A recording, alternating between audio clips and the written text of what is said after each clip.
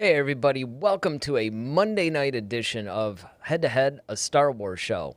So last week we talked about the Skywalker saga, and does that mean it's the end of Star Wars? We said no. We actually said that the future of Star Wars is Thrawn, and we're going to talk about that right now. You're listening to Head, a Star Wars podcast. Two fans, two generations, all things Star Wars begins now. All right, hello everybody. I'm Eric Vansel. And I'm Daryl Sanders. And we're your hosts for this show. So, like I said, last time we talked about the fact that, the Skywalker saga may not necessarily be the end for Star Wars. And then we started speculating, well, who could be the one to carry the show? And we said Thrawn. So we're going to make this whole thing about Thrawn. So from your perspective, Daryl, what do you think about Thrawn being the central figure now for Star Wars? Well, I think that it's a great choice. I mean, already he's a beloved character by a lot of the fans who are definitely familiar with the expanded universe.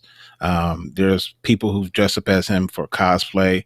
Heck, even we saw one when we went to go see the marathon. That's right. Star Wars I release. totally Yeah, some forgot guy. about that. Yeah.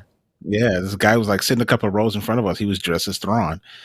So he's definitely a beloved character, and I think just because he's somewhat different than a lot of the villains that we've seen in Star Wars thus far, but he's still every bit as formidable as some of those characters, even though he doesn't have the ability of the Force like a Palpatine or a Vader. It just once again shows that in Star Wars you can still be just as deadly, just as calculating, just as ruthless, as a Darth Vader or a Palpatine, and we even get that in the High Republic. So I think Thrawn is a great choice. Oh, yeah. I mean, Thrawn was actually one of my favorite characters from the moment that he was introduced way back in Heir to the Empire. And for those of you who don't know, Grand Admiral Thrawn was basically introduced by Timothy Zahn back in what was considered the original Thrawn trilogy, which actually was the original version of Episode 8 and 9 that was written back in 1991. And, of course, he made his appearance in the very first novel, Heir to the Empire, and then on to Dark Force Rising, and then The Last Command. And ever since then, Thrawn has just been one of those characters that he's made other appearances in the old expanded universe, which is now Legends, and he continues to be somebody that, like you said, is just a fan favorite character. And I got to tell you, after finishing this latest Thrawn novel, which was Thrawn Ascendancy Chaos Rising, it even furthers, like it gives you a little bit of a prequel of what Thrawn was like right before he was basically with the Empire. So before the Empire found him and everything like that, with the whole Chiss stuff. I mean, it's just been really, really cool what they've been able to do. And I mean, I personally think that he's such a central figure. We've already heard Ahsoka mention him in The Mandalorian. He's all over the novels now. He was in Rebels, and he was kind of a big presence there. So, I mean, I just honestly think that if you're looking at the future of Star Wars and you're looking for storylines and you're looking for things to do and areas to go, obviously you could go into the High Republic, and that's something that we talked about this past Friday about how the High Republic could actually feature very prominently in future Star Wars stories. But I really think that the unknown regions, which of course lends to the Chiss, which of course then lends to Thrawn, he would be a really, really great addition. And I just can't help but think that, that's really the way they should go.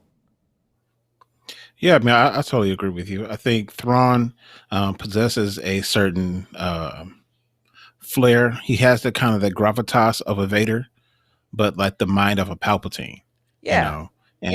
And I think that's kind of the cool thing about too, him. a little bit. Yeah, he's got that Tarkin side to him as well. Absolutely. So yeah, I think that's a great villain to kind of bring to the forefront, especially since we've already, and I think they've already kind of been planning that. That's why they brought him into Rebels, and then now we see him he's been made mention in the Mandalorian. Whether he pops up in the Mandalorian or the Ahsoka series, we don't know just yet, but we know he's coming. And then at this, this is a good point. I want to ask you this then. Do you think that was actually on purpose? Like, do you think way back when they brought him into Rebels, do you think that they actually had this ongoing plan? Or do you think that maybe... See, I think that they brought him into Rebels because he was a fan favorite character, Filoni liked him, and he could fit. And then I think what happened was, of course, the response was so good, and as time went on, they realized, hey, this is a guy that we could really do some stuff with. But I'm not entirely sure that... I could be wrong, though. I mean, it could have been this big, giant... I mean, I have my doubts, though, because of the way that Disney has been. To actually have a plan that spans that long, I don't know. But, I mean, I could be wrong, No, I mean, I totally understand your reservations on that. And to a degree, I definitely side with you. I think it may have been in the minds of some other people, like maybe not so much the heads, but like you said, Filoni. I could see, because you think about it, like they already knew that, okay, we already had the sequel trilogy coming out, and I'm sure like over at Lucasfilm, people knew, like people like Filoni at least knew, okay, we're bringing Palpatine back and all this type of stuff. Like you're going to hear those rumblings just being at work, right? Mm-hmm. So you got to think about it. If you're doing something post Return of the Jedi era, and like, okay, Palpatine hasn't come back yet, you can't bring Vader back. So, like, if you're going to be doing something in this time period, this big gap, who would fit into there? You know what I'm saying? Like, you got to think about who will be your villain, because, and then if you could always come up with somebody brand new, sure.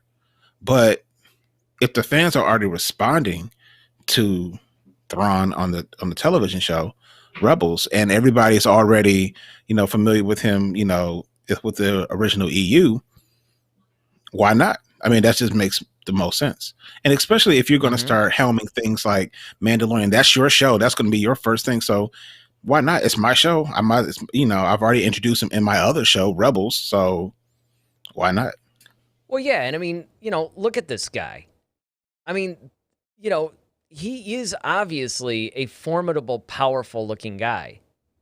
Mm-hmm. And this is the kind of thing that, I always talk about when I talk about Thrawn, is the fact that you brought up a good point where it's like, why actually write a new character when you have a brilliant character? I mean, look at this guy. It's already here, and you already have all this source material and content. Yeah, you have all this source material, you have all this content, you could draw all this stuff. I mean, it just makes a lot more sense, in my mind anyway, to do it. So let me get to a couple of these chats. And my mom joins us. She says, Thrawn looks like Data.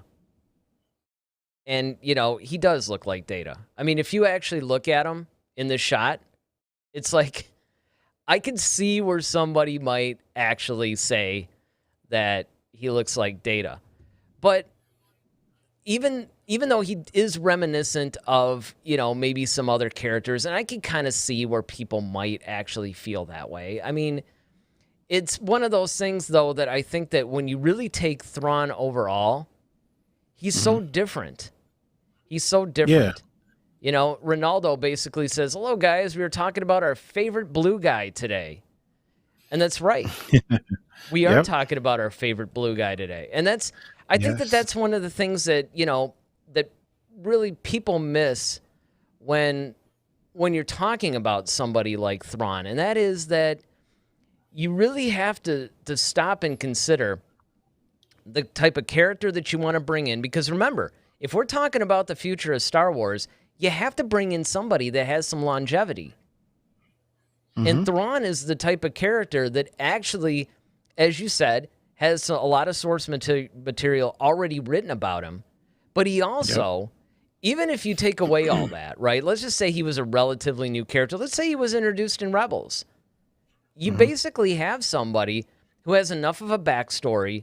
He has enough stuff, even when you just take what was written about him since the time of the Disney era, right? There's enough stuff written about this guy that you could actually soldier on and, basically just like talk about like all this stuff. You could go in all these kinds of different directions with him. And I think that that's Sure. I one of the mean, things that's so exciting. well, yeah. I mean, it's kind of like how everybody kind of wanted to know about Darth Vader, right? Right. Like everybody wanted to know like who's the guy behind the mask, what's his whole deal, what's his backstory. And a lot of people, you kind of hear through the, words of Obi-Wan, like, oh, he was a pupil of mine who, blah, blah, blah, which was kind of a twisted truth. And then, you hear some things from Yoda, and then you hear, so you kind of getting Vader in pieces.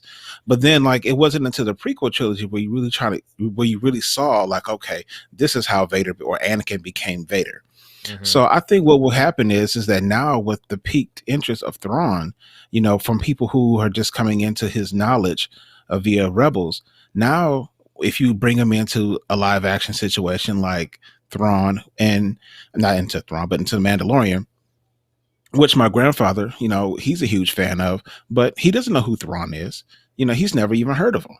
So, of course, people like him, he's going to want a whole backstory. He wants to know, like, okay, well, where did this guy come from? And how is he so powerful? And, so now it's kind of, he's that enigma. So once again, you bring the mystique back to Star Wars. Now it's like, okay, we have a new person we can focus on that has this whole wealth of knowledge.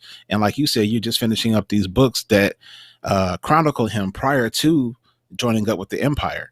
So that's the stuff that now you got. Once again, you already have source material right there that's already considered canon that you can just bring up now. So now you got 3 movies right there if you want to show the evolution of Thrawn, if that's what you want to do. And then now you have all this new stuff where you can take the character with brand new stories. So yeah, I mean, the Thrawn era is ripe for the picking.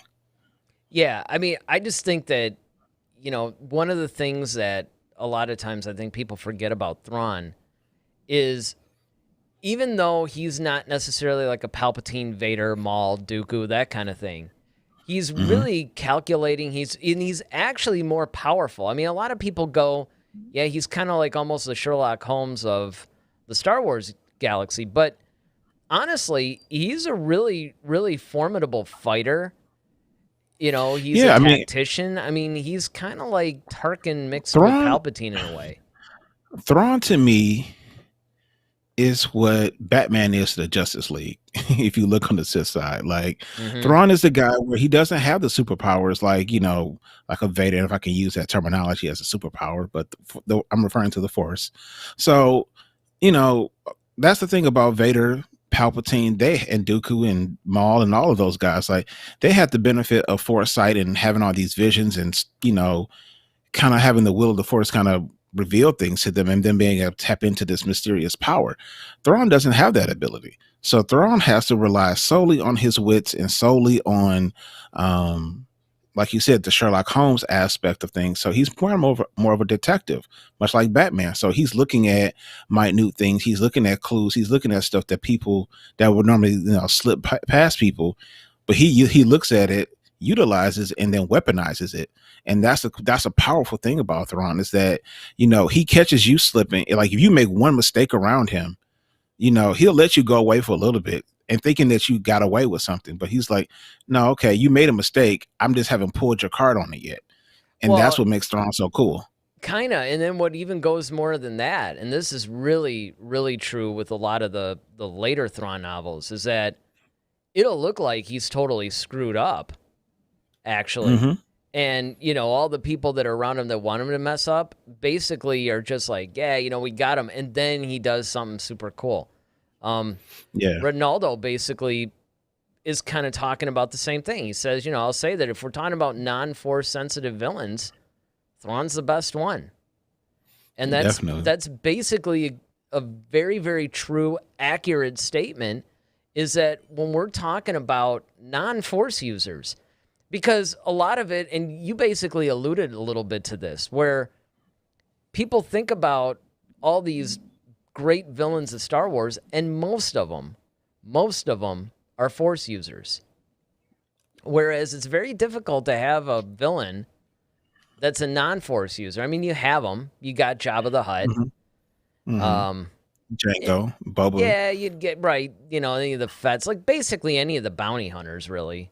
Right. And I mean, there's some other ones too, but by and large, like oh man, who's the guy in Solo?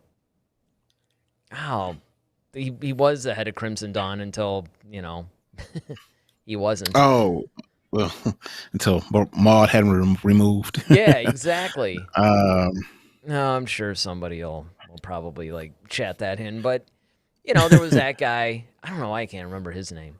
I'm always guaranteed on every single show to forget somebody's name.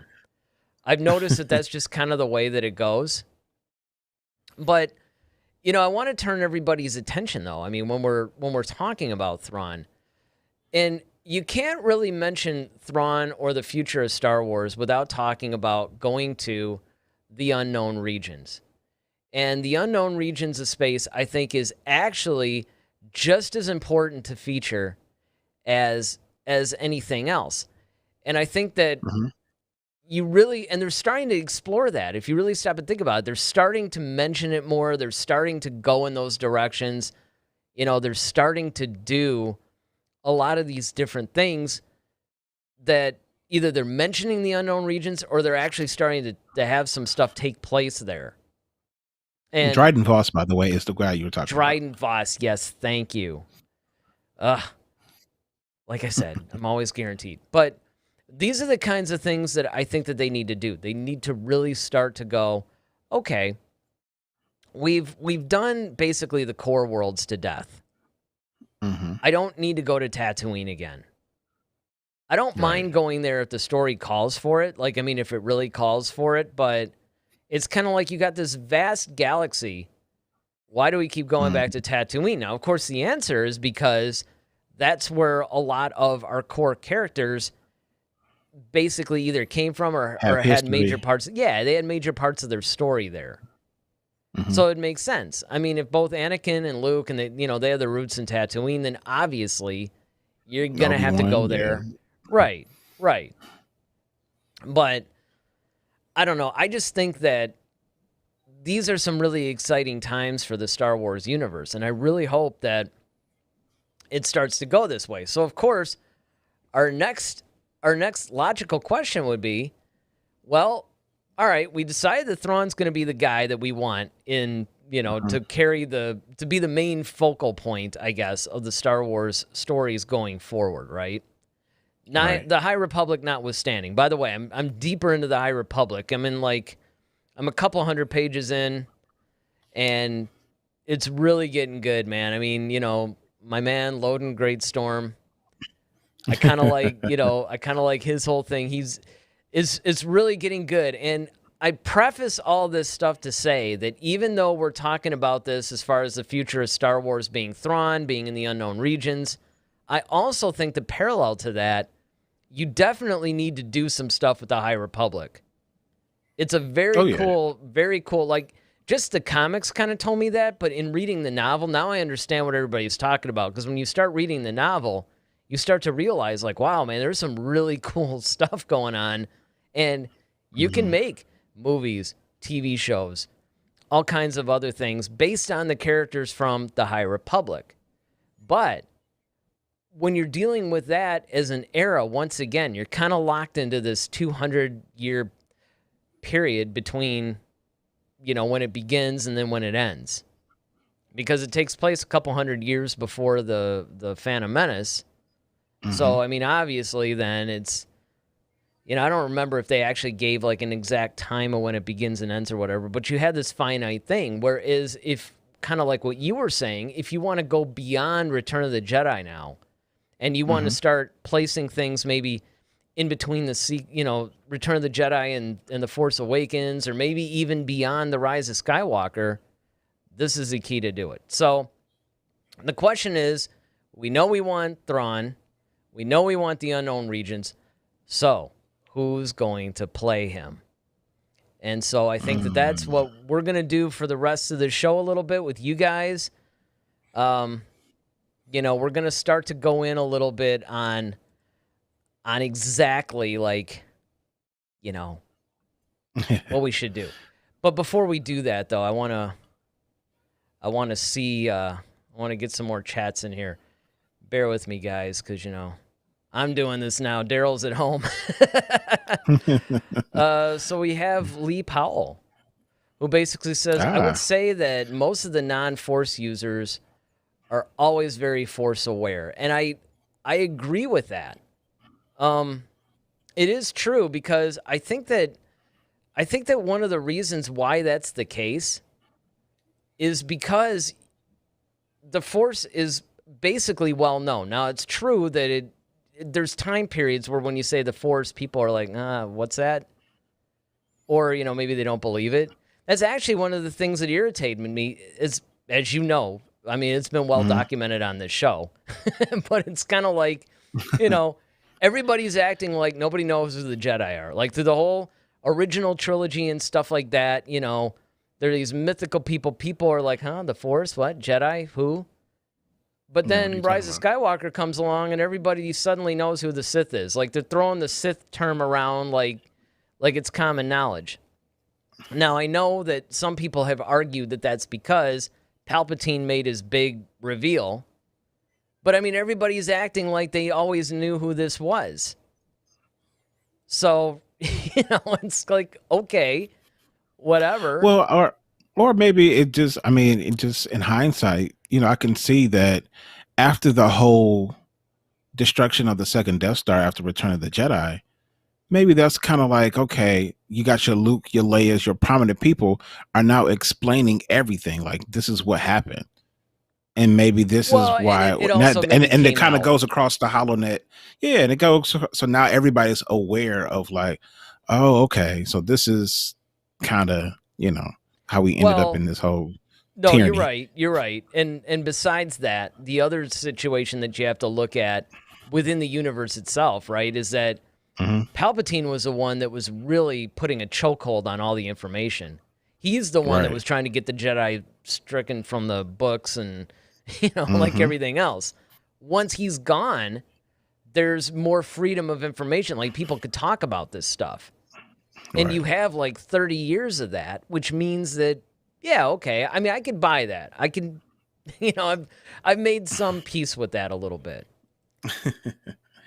And then, of course, my mom is basically chiming in here with, it's always good that she's watching, that she's reading The Light of the Jedi now.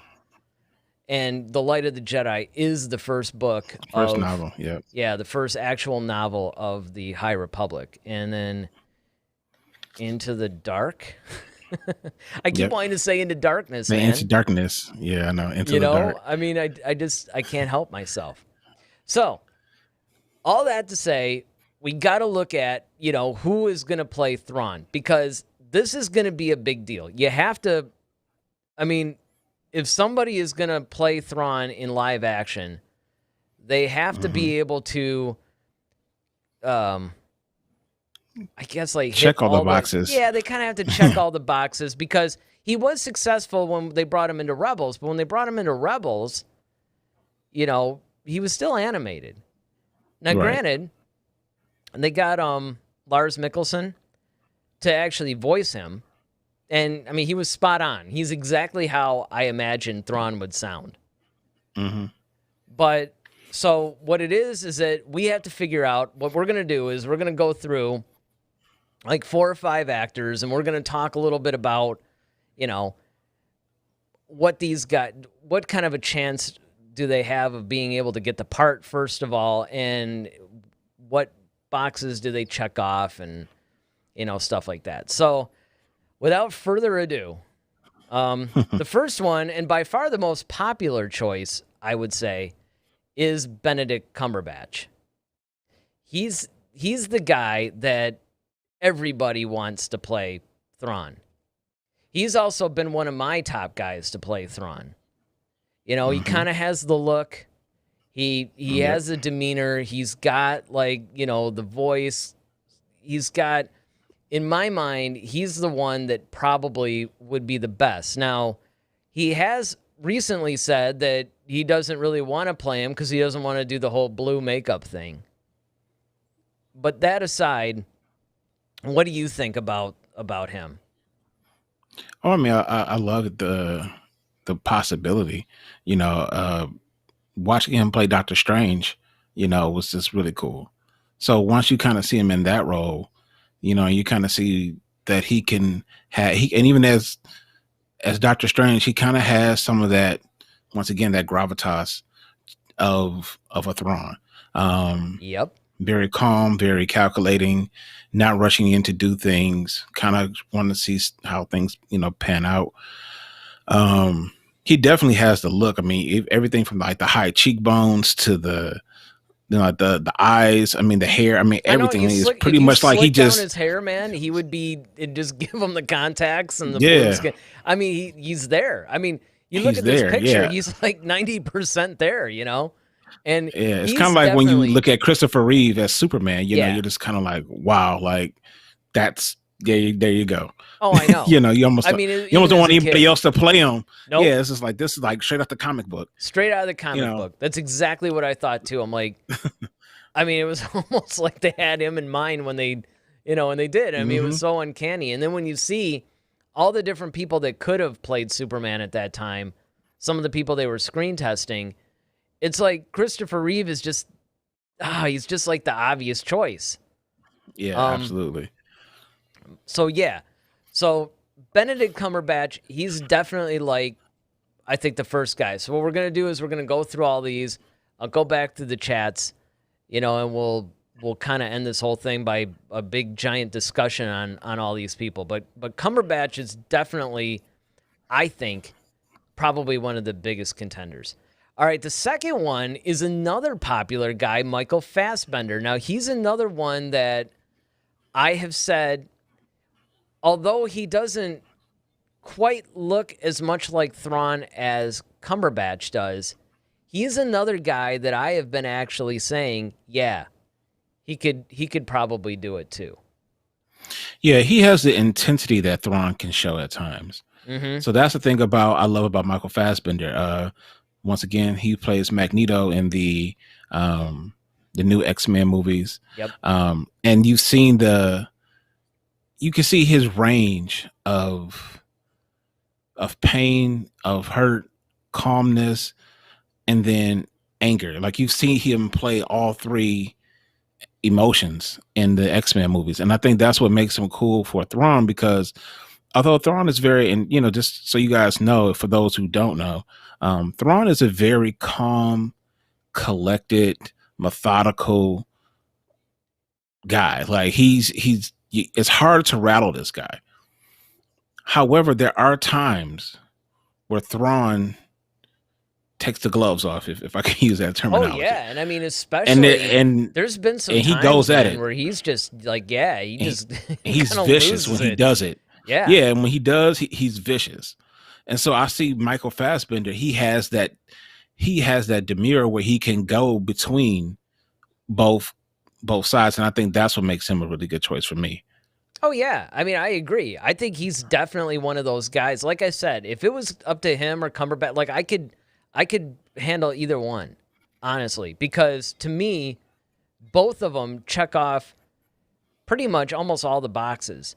I mean, there's some that Cumberbatch checks off that Fassbender doesn't, and vice versa. But I mean, pretty much, those guys are like, pretty much 90% there, right? So, yeah, I don't know. And Michael Fassbender has already played a villain before of very powerful persuasion, if you will. So he's played Magneto. I mean, he's like literally like one of the top, villains in Marvel, and he's super powerful. Just. So the fact that Michael Fassbender has already played, and Magneto has a lot of layers to him. Exactly. Just like, and that's what made him so, that's why I love the fact that they picked him, because Magneto had a lot of layers. Thrawn has a lot of layers too. And so I think because of that, that's what makes Michael Fassbender kind of like you have him right here. That's almost like the number 2 choice, because he's already used to playing the character, a villain before. So he's done that. The villain that he did play was a very powerful one, which Thrawn is, which will also match. And then he has the range of emotional content to play Thrawn. Yeah, and I should point out too that when I put these together. They're not really in any particular order, although I guess they're kind of like, well, Cumberbatch should be kind of like the one I would like to see, and then Fassbender, but they're not really in any order. These are just some of the popular ones. What I did was I took the ones that everybody was basically either saying was rumored to play them, or a significant amount of people have been crying for, these particular actors to do it. Truth is, there's been a lot more that have either been mentioned, or that I think Lucasfilm has even reached out to a couple, but we're really not sure, and I don't know how close they are to even casting the role. I had even said at one point when he was revealed in The Mandalorian, by name only though, when Ahsoka mentions him, there have been people that have said, like, look, we're over here speculating. They probably already cast the role, because they have plans for this guy. But we don't know that, though. Like, there's nothing that's been confirmed. So, and we get to have fun in the speculation sandbox for a while. All right, so the next one. The next one, of course, is kind of a controversial choice. It's Robert Downey Jr. And again, once again, all the Marvel guys are getting all this. Yeah, I know. I was thinking that too. It's kind of like, well, first of all, they're not really going too far from home since Disney owns Marvel. And then the other thing is that, yeah, I mean, exactly. I mean, what are they going to say? Like Tom Holland's going to play him next, or, I mean, why not just get Chris Hemsworth Evans or Hemsworth or something like that, But again, Robert Downey Jr. is another one of those guys that at first I was like, oh, Now, I didn't put the picture up on this. I probably should have, though. Some fan or something did like a little mock-up of Robert Downey Jr. and Thrawn makeup, basically. Like, kind of made him look like it. And it's convincing, and everybody has to remember that Robert Downey Jr., although I personally, if he got the role, I would give it a chance, but he's not the person that I would think of. But he does have a lot of range, though, and people have forgotten that. I mean, he's been Iron Man for so long that I think people have forgotten that he's done like a wide range of movies. I mean, just as an example, he went from Back to School, which is like a Rodney Dangerfield comedy, which is actually one of my all-time favorite movies. I love that movie. He goes from that, and then he does Less Than Zero, which is about a bunch of guys like strung out in coke, and it's kind of like a weighty, heavy drama.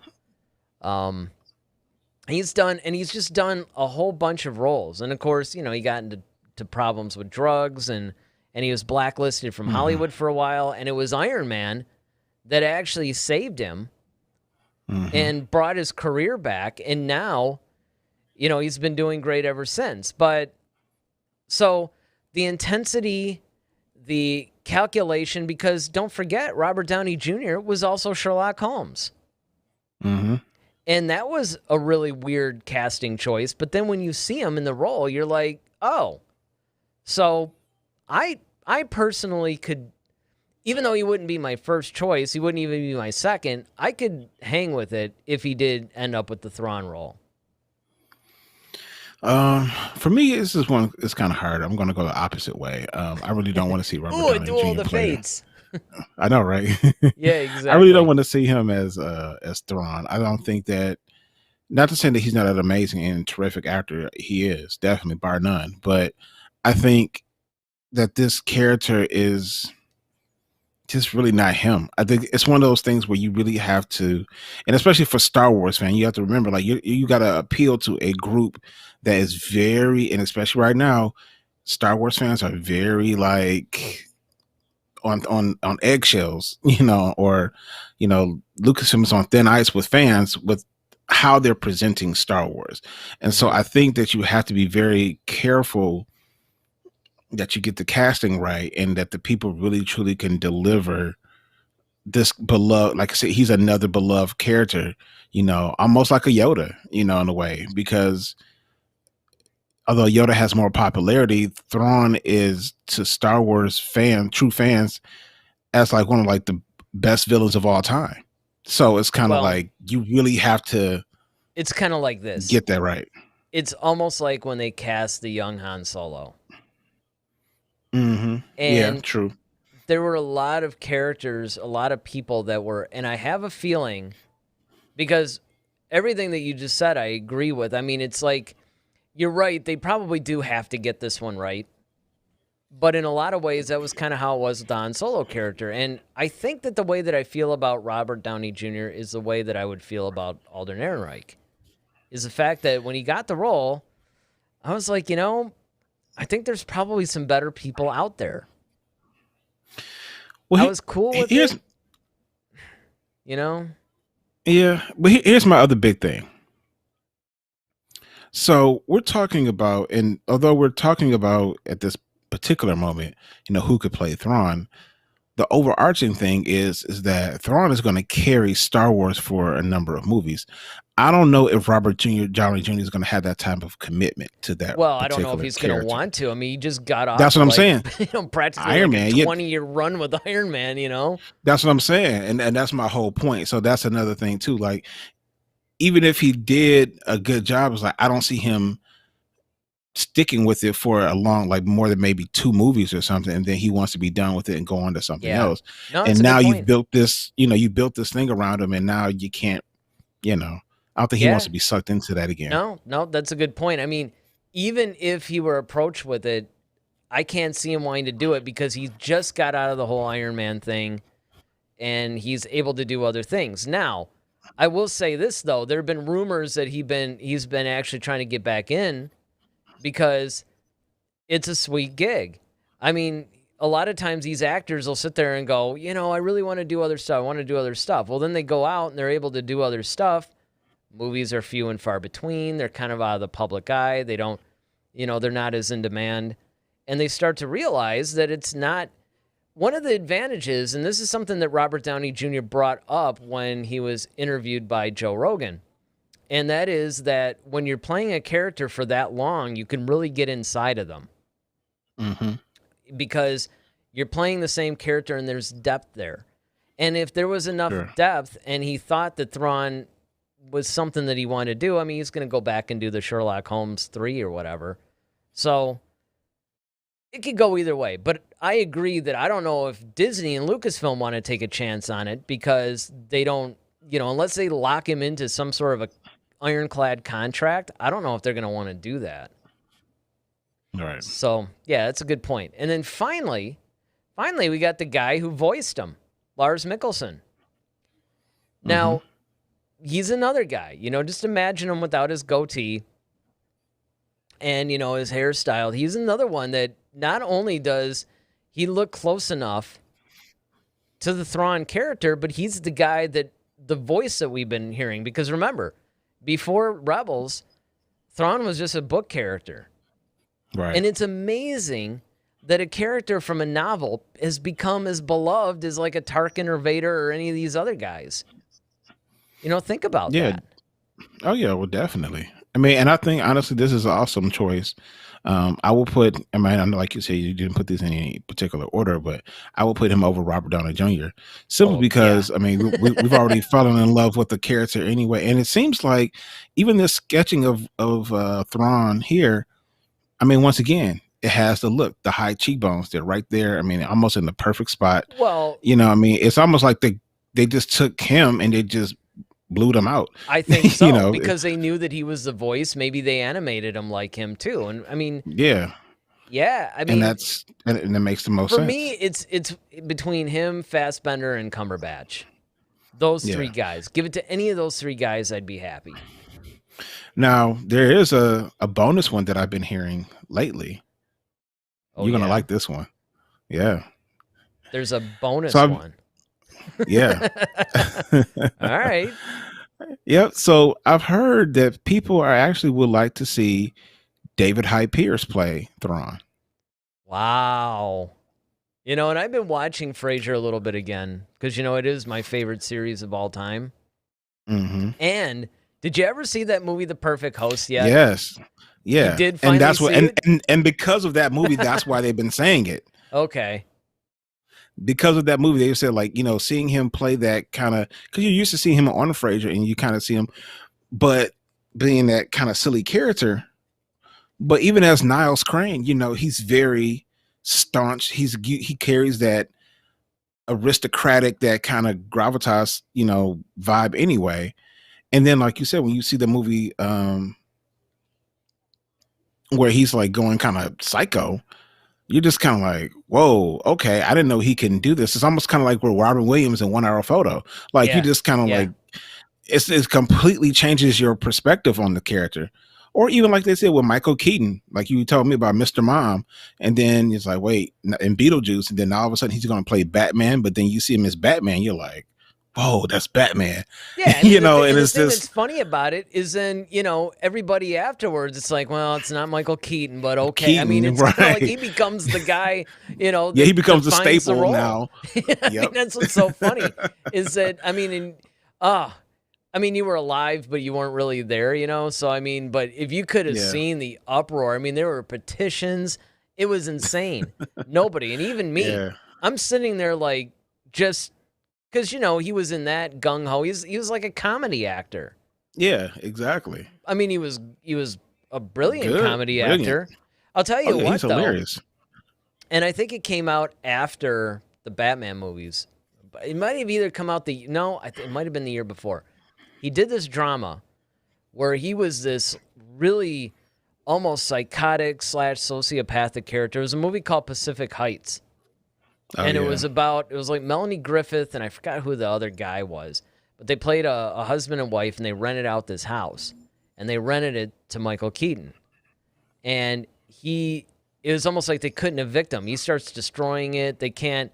And then he starts to go after him. And I mean, he was kind of like psychotic, and he was so good in that movie. So against character. Yeah, so, what from him. So like I said, David Hyde Pierce could play Thrawn. I mean, I can, he doesn't have, and Thrawn is a little bit bigger, but maybe if David Hyde Pierce. That's the only problem. That's the only thing. Thrawn's he's kind of like muscular, and he's like a warrior. I mean, you could, I guess you could do some things that would, enhance it. I don't know. So let's go to some of these chats. So Ronaldo says that Benedict is a great actor, and he totally looks like Thrawn. He would be a great choice. And again, I think that you could say that about a lot of these guys. I mean, they all kind of have a similar thing. They all kind of have a similar thing. My mom says, now I have to read something about Thrawn.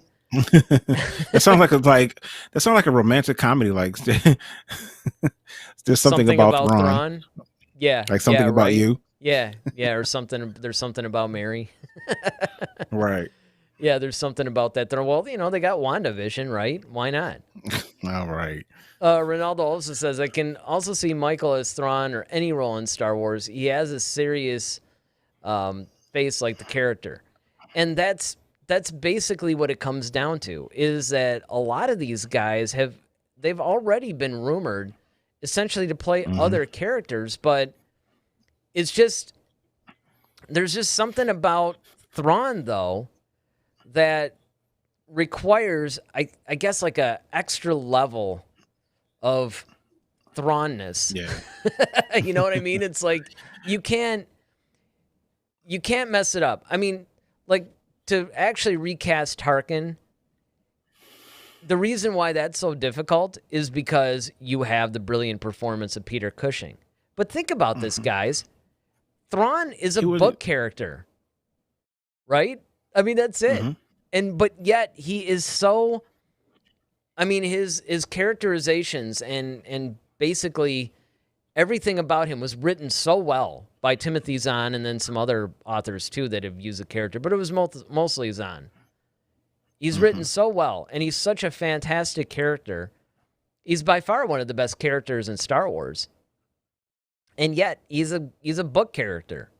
So there is an advantage in the sense of that these guys can then bring him to life in live action. Because, again, there was the same thing you could say about Rosario Dawson, right? I mean, Ashley Eckstein did such a great job voicing the Ahsoka character, and then Ahsoka was under Dave Filoni's direction and the animation and everything. I mean, her character was so well defined that when you brought her into live action, you had to match it with the right actor, and that's kind of where you're at with this. is that you have to do that. Yeah. I mean, I'm thinking, with Thrawn, you have to hit certain checkpoints, Mm-hmm. right? So, Mm-hmm. what do we know about Thrawn? Thrawn is very smart. He's very calculating. He's like genius level intelligence. He studied the art of war. So, if you kind of think of the book, The Art of War by I forgot, it's like Tang Sung or something. I forgot Yeah. how it goes. But anyway, like he's pretty much that guy. Like The Art of War, like it's almost written by Thrawn. And Well, so you you can kind of also have go that. the War of Art too, because I mean, one of the things that he That's does is yep. he looks at everybody's art and everything and learns about the culture and their tactics through that. And Yeah. going along with that point, Ronaldo basically says Magneto has some Thrawnish elements, being methodical and compassionate at times. And that goes in with it too. Yep. There's so many different I guess characteristics that Thrawn possesses, and they're strong. It's not like it's one of those things that you could be kind of weak in one and still pull it off. I mean, in a lot of ways, it's just like I always say, you cannot just throw anybody in the Vader suit. Right. Because David Prowse, and we covered this when we did the tribute to David Prowse, you can always tell when it's him in the suit. He had a certain walk and he had certain movements, and he really defined the Vader character with the movements beyond the brilliant job that James Earl Jones did with the voice acting. Right. Ronaldo also says, I don't see Robert Downey Jr. as Thrawn, but he's a great actor and I would be happy about it. And, that's basically it. I mean, he's kind of, I don't know. Now, Ronaldo goes on to say, also, I think the audience would see Iron Man and not Thrawn if he plays him. I agree. See, I don't agree. Really? Yeah. And I know that sounds kind of crazy because he is so Iron Man. And because that's what we've seen him as the last, how many ever years. But this is why I get it. We have seen him as, we have seen him as Sherlock Holmes in the midst of him playing Iron Man too. So right, exactly. He embodies, and I would even say that if you guys were around during Robert Downey Jr.'s more like his acting heyday when he was playing a bunch of different roles, he makes you believe that he's whatever he's in. He's one of those guys.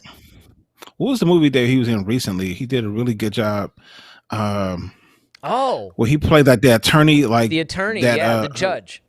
The judge, I knew it was something like, brilliant film. And again, I wasn't sitting there going, it's Iron Man. Yeah, but I mean, when you put it in the Star Wars, though, it's kind of in that realm. See, when he's doing stuff outside of I don't want to say fictional, but outside of a kind of superhero-ish vibe. I mean, Star Wars isn't necessarily a superhero movie, but it kind of falls in that category, if you will. Versus a Sherlock Holmes or the Judge. And so the Sherlock Holmes, though, I mean, they practically made him into a superhero. I mean, yeah, he's doing some he was not like. They made him into like a little Batman kind of knockoff. Pretty much. I mean, yeah, I get it. I mean, I get that, but I mean, it was how still Sir Arthur Conan Doyle wrote him. I know, but they kind of made Sherlock Holmes almost like a James Bond. I get it, but it's still within a relative thing, whereas you're placing him in Star Wars. Star Wars is about as, magical as Avengers. This is true, but if you put him in The Mandalorian, or you put him in some of these other... Remember, Thrawn is not like some crazy force-using kind of thing, right? Yeah, true. But I'm just saying, it's just... I can see why people would kind of... It would be kind of hard to remove him from that in a way. I could see why people would have that issue with Thrawn. But let me ask you guys this.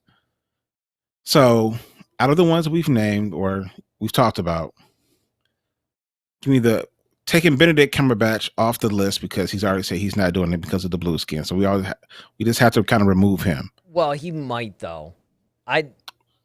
For right now, he said he's not doing it. I'm just taking him at face value. He's not doing it. he's not. So doing it. The ones that we have left, or the ones we've mentioned today, who is your number one choice, your number two choice, and the one you're curious about? Well, we only had 3 other ones. So, I mean, my number two choice obviously would be Fassbender at that point. Well, I don't know. I might go with Mikkelsen. I might go with Lars Mikkelsen as my number 2. Fassbender is my 3. I'd be curious about Robert Downey Jr., though. Okay.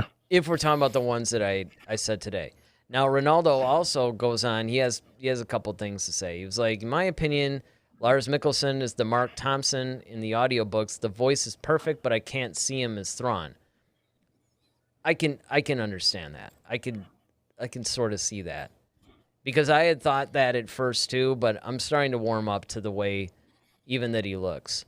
He also says, I would like Henry Cavill as Thrawn. Great actor, and I think he looks like Thrawn. And actually, that has been thrown around. I forgot about him. Yeah, and people have actually said that. And honestly... he's got the build for it. Well, the other thing, too, is, basically, if you look here at the novel version, this is more like how he's drawn out in the novels. You could see Cavill playing this version almost. I mean, the nose is a little bit thinner or whatever, but you could actually see him. I almost think of terms of whenever he's like Superman and he does like the evil red eye thing. Oh, right. But Ronaldo right also before he blasts goes on, the heat vision. Yeah, exactly. He also goes on to say, and it would mend my broken heart by the fact that he's no longer Superman. Although I've heard, I don't know. I basically have heard like things that could all change too. Ronaldo also says, now that you mention WandaVision, what about Paul Bettany? Yeah. That's actually, I could kind of see that. Again, I mean, I think that we're sticking a little bit into the Marvel universe. And that's what's so fun about this, is that there's actually a lot of guys. I mean, if I were going to do, like little suggestion graphics and stuff like that, we'd be here a while. Because there's so many different people that could play them. The people that we actually showed today are the ones that have been seriously mentioned and considered. But, I mean, there's a lot of guys out there, and Paul Bettany is definitely... He's definitely up there. And Henry Cavill, I had not even thought of him. Mm-hmm. There are people that were... I mean, people are throwing around everybody. I've heard Christian Bale. I've heard, Oh, my goodness. Yeah, I mean, it's kind of like... I mean, but, it makes sense why people would say that, right? Mom's also saying, is there a comic Thrawn? Yes, actually, there is. So the... first novel, I think it is. The very first novel in the new canon I'm talking about. I'm not talking about the old legends. I'm talking about the new canon. Timothy Zahn wrote a book called Thrawn. He changed things a little bit. Thrawn is still basically the same as he always was, but he kind of redefined him for this new canon era. They made a comic book series, which I believe they actually now, because it's been long enough, released it as one single graphic novel that basically is kind of cool because it gives a little bit of Thrawn's origins and how he came into the Empire and all that other stuff. So I highly recommend it. If you guys aren't really invested to learn Thrawn through every one of the novels, that graphic novel is a great introduction into Thrawn and who he is. She goes on to say, I think he could pull it off because he's a great actor. However, he's not the best choice. And this is probably referring to Robert Downey Jr. Ronaldo says his number one choice is Fassbender, followed by Robert Downey Jr., followed by Lars Mikkelsen. See, and it just goes to show you how, people have like this whole like differing thing because Yeah. you would have reversed that. If Robert Downey Jr. even made it on your list. I mean, if we were just going by the people that we mentioned today, I was going to go with Fassbender, Mickelson, and then honestly, my curious one would have been David Hyde Pierce, honestly. But now once they bring out Henry Cavill, though, that changed the game. Yeah, so I would have to put him there. So Henry Cavill would be my number 3. Yeah, I would probably have to move him too and he would actually be like he would have a lot of the same characteristics as the David Hyde Pierce thing, but he has more of the physique for it. Yeah, he has the physique for it, and he has the physique for it. In fact, you could even argue he's got the perfect physique for it. Oh yeah, because, definitely. You know, that's the thing is that Thrawn's got like this. You know, like it's broad not shoulders. He's got, he's not necessarily like a bodybuilder. He's not like a huge guy, right? But he's kind of like one of those strong fitness guys. If you would if you can think about muscle and fitness, like those he's kind like of guys. Really kind of cut, and I mean, he's big, but he's not almost like lean. A Chuck Norris. That's what he kind of reminds me of. Like Chuck Norris would be a good Walker, Texas Thrawn. Now that's it. That's finally somebody brings up, now you're speaking the truth. Get Chuck Norris. Get like 70-some-year-old Chuck Norris out there. I mean, hey, why not get why not Brad Pitt? You're not laughing. I always saw him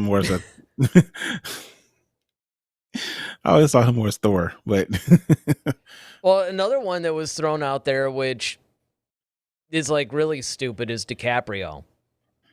Oh my God, no! I know you wouldn't work at all. No, like not at all. Absolutely not. No. Good actor. I mean, I love Great his actor, movies and all, but no. I mean, he's fantastic in everything he does, but he's not. He's nowhere near Thrawn. Yeah, you couldn't even believe that. No. And that's it. And that's why you have to be careful because, people would throw out all these actors they're good. Just like you can't put Tom Cruise in as Thrawn. No.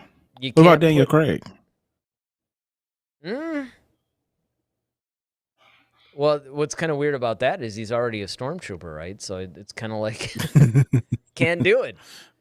But that's actually an interesting choice. I don't think that Daniel Craig. I don't know. Voice because he could do the intensity. He can do the intensity. He's got the build, actually. The build. He can fight, as we've seen with Bond. He's got the high cheekbones. He's got the. If you just paint him blue, maybe give him a little hairpiece or something like that to kind of slick the hair back or something. Believe it or not, I mean, in speaking in that universe, I always thought maybe now would be kind of tough because he's older, but I always thought Pierce Brosnan could make a decent Thrawn too.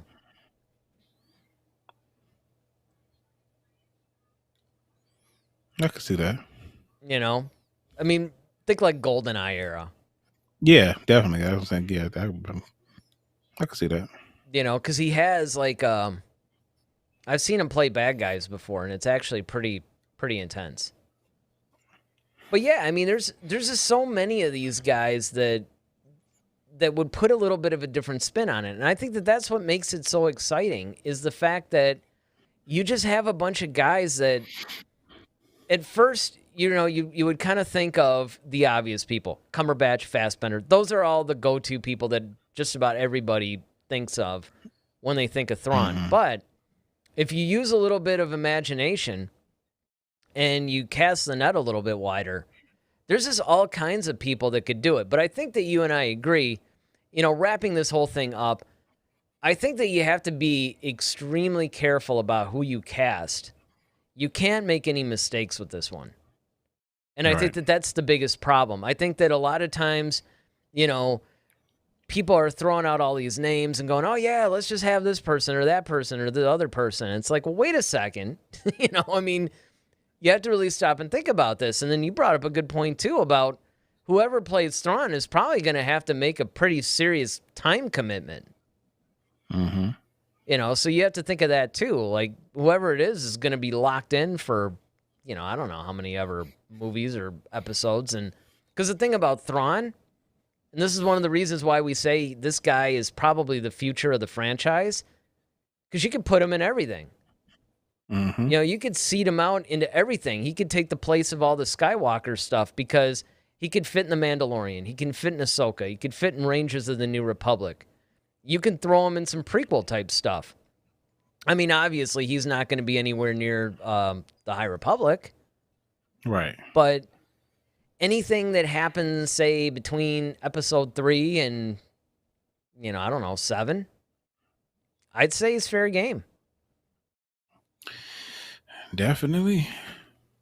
So what are your final thoughts on the whole Thrawn thing and, you know, what we talked about? I would say my final thoughts are I think Thrawn is the way to go. You need a villain that people can believe in, that people already are invested in, people already want to see. So this is how you really give fan service. But when you do it right. Make sure you get the right person. As we see that, you know, it's a yeoman's job trying to really, you know, narrow down who's really going to embody this iconic character already, even though they haven't been. And that's what people really want to see is like how people responded to Rosario Dawson as Ahsoka was like, yes, this is Ahsoka. They believe that was Ahsoka. And so when you take a character who's coming from an animation or a book or something like that, and you bring them to life, like it really has to hit with fans like right out the gate. And so I think if they do that, whomever they choose, just make sure they really embody and hit all the beats. You know, I'm for it. Well, before we go, Ronaldo has one more suggestion that I think is worth talking about. Hugo Weaving. Hugo Weaving would be a really, really, really fascinating choice. In fact, I'm surprised it didn't occur to me earlier, especially with a lot of the stuff. He kind of has a creepy look to him anyway. So I'm going to say yeah. But that actually leads me into this, guys. What do you all think? You know, be sure to leave in the comments section who you guys think should play Thrawn. We would really like to know, and we'll probably address it, I would imagine, on our next show if we get enough people that are coming out. Maybe we'll do, like, the top 5 suggestions. So be sure to do that. You can also drop it at hashtag, I don't know.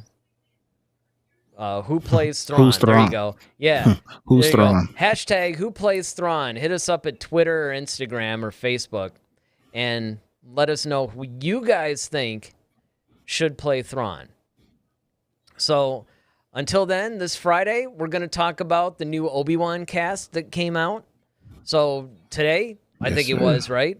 They just released who's gonna be in Obi-Wan and all kinds of details. So we're going to be talking about that this Friday at 8 o'clock Eastern Time, so you don't want to miss that. So with that, I'm Eric Vansel. And I'm Daryl Sanders. May the Force be with you. Always. Head to Head, a Star Wars podcast. Be sure to follow us on Twitter at HeadToHeadSW. Submit your questions for our next show. Visit our official website at headtoheadswpodcast.com. Until next time, may the Force be with you, always.